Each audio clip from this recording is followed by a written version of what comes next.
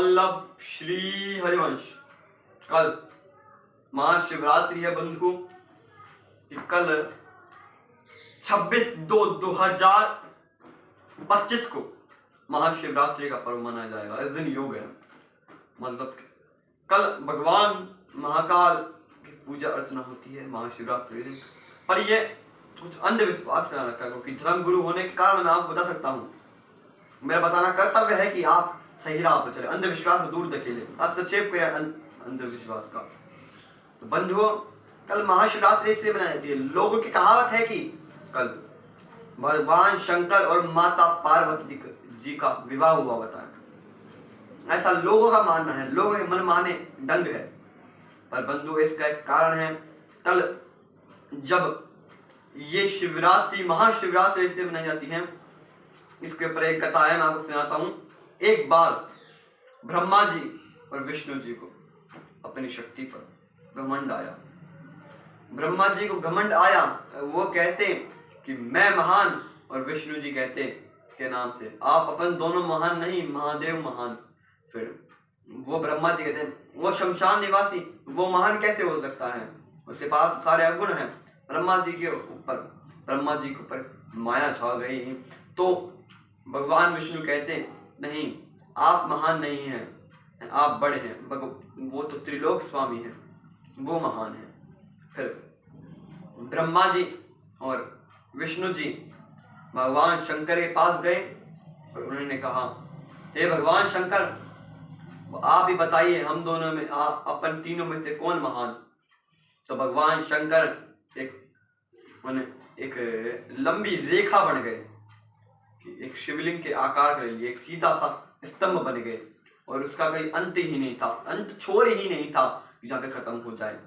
तो भगवान शंकर ने कहा, जो इसका अंतिम छोर ढूंढ लेगा वो महान है, वो सर्वशक्तिशाली है।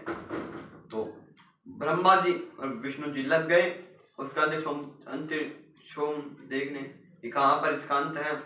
तो ब्रह्मा जी कई ऊंची गहराई तक गए, और भगवान विष्णु भी कसर नहीं छोड़ी, वे भी कहीं गहराई तक गए, ऊपर तक गए। तो ब्रह्मा जी और ऊपर तक गए और ऊपर तक गए विष्णु जी ने। तो विष्णु जी तो जानते थे कि महाकाल का अंत नहीं है, वो पहले भी थे, अजन्मे हैं, तो अंत कैसा, वो पहले भी थे, मध्य में भी है और आगे तक भी रहेंगे। तो फिर विष्णु जी ने हाथ जोड़ा और उसे प्रणाम करा और शिवलिंग की पूजा अर्चना की।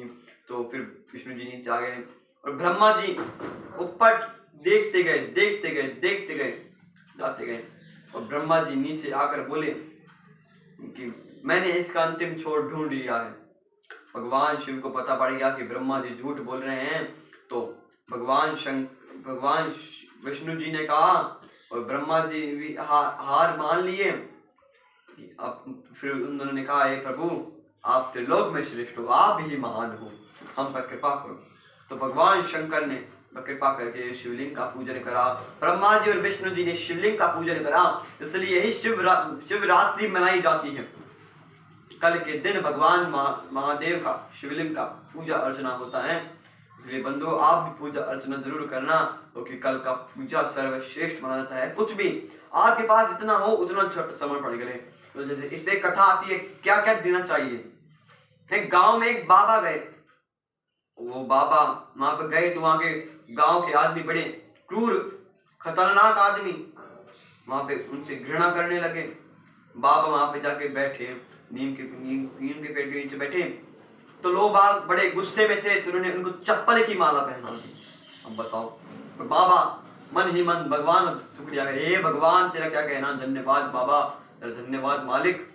अब वो आके गांव वाले सोचे, क्या ये पागल महात्मा है, चप्पल की हार पहनाने पर भी यह भगवान का शुक्रिया अदा कर रहा है। तो फिर उस बाबा ने बोला कि बेटा, मेरे पैरों की हालत देख रहे हो, ये परसों मेरी चप्पल टूट गई थी, तो मैंने भगवान से रात को मांगी, जो थी आज सुबह दे दी मुझे। बेटा देख ले, उसने देने में कसर नहीं छोड़ी। मैंने तो 2 मांगी थी, एक इस पैर की, एक उस पैर की, दाएं बाएं पैर की मांगी थी, उसने तो इतनी सारी दे दी। उसका कहना भी, ऊपर वाला देता है तो चप्पल फाड़ के देता है। वहां के जैसे शर्मिंदा आ गई और बाबा चरण पकड़ लिए, माँ क्षमा कर, गलती माफी मांगी। और बंधुओं, वैसे ही है, जिसके पास गाली है वो गाली देगा, जिसके पास गीत है वो गीत देगा, जिसके पास जो है वो ले लेता है। काय चिंता करते हो बंदो, किसने गाली दी, कल है और परसों नहीं। इसलिए बंदो एक बात ध्यान रखना, मुस्कुराकर गम का जहर जिसको पीना आ गया, है हकीकत उस जहां में इसको जीना आ गया। राधा वल्लभ श्री हरिवंश, जय जय श्री लक्ष्मी नरसिंह भगवान।